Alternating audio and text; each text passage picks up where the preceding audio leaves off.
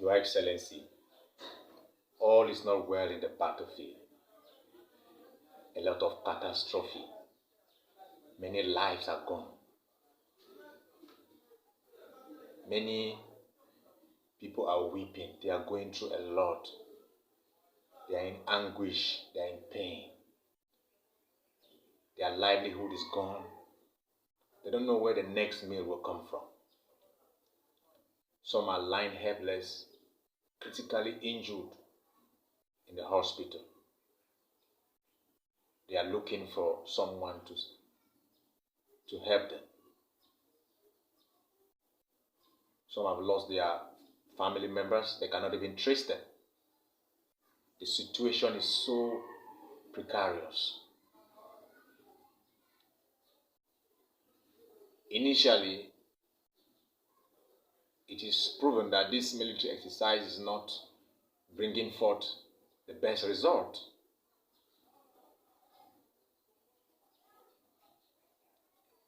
People are crying now. They are looking out for love. They are looking for someone to embrace them and say, "I love you." It's good to be a hero, but heroism is more expressed in love than in violence. It's so disheartening that there is power tussle among great men today in the world for things that destabilize the less privileged. You are highly blessed among men. That is the privilege of existence you have. You don't lack anything. Is it private jet? Is it best medical care? Is it a stolen bank account? You don't lack anything. Before this special military exercise, even now, you have one of the best economy around the world. You stood so firm to see that the Russian economy was the top notch in the whole world. Many countries were running and coming to Russia. But right now, a lot of things are getting destroyed.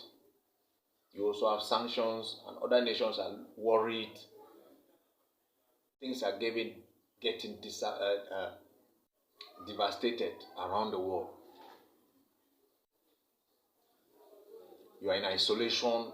All these things, they will lead to nothing. It's time for us to embrace peace. It's time for us to embrace love, because love can actually disarm a battalion of army who do not know why they are actually fighting, because Ukrainians and Russians have lived 80 years away from the war in Nazism and whatever, the Russian Empire. It will not change anything, because you have the highest landscape in the map. You don't need to show anything to be a superpower. You are already a superpower. You have the highest landscape on the map. What are you going to add again? You are already the highest. Ukrainians have a little part of that, and they are there in their nation.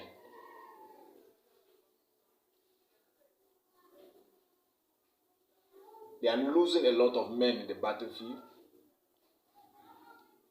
Now the war is coming towards Russia. You see, even if you are going to use nuclear, it will devastate everything, because the war is coming closer to you. I know the actors, the NATO actors, they are watching, They are looking where you can be faulty so that you can come in and do their worst. This is how destructive this thing is. You have nuclear weapons. NATO is made up of 50 and plus nations, and most of these nations have nuclear weapons. China has nuclear weapons. India has nuclear weapons. If everybody get angry like you, and then we say we want to press the red button, you are going to destroy a lot of things. And I don't think that will be worthy for humanity. The government of Russia and the government of other nations, if they comprise their anger to destroy this war, I don't think it is worthy at the expense of humanity, because the government can be changed. One day you will go away. So why get worked up at this time when one day you will go away? Things have to change. Yes, it has to change for the best, because we don't have to go back to the former days where wars were fought with din guns. Today you see the dynamics have changed. They are using tactical drones. It's about technology. You can be bombed without knowing that you have been bombed. This is how it is. They have long-range missiles. They also have anti-missile tanks. All these things, they are just there. And when you see these things, you want to calculate. You will see that, you see, for example, right now, you cannot count the number of times buildings have been shared in Ukraine. You cannot count the number of times. You see how it is. But Ukraine is still there.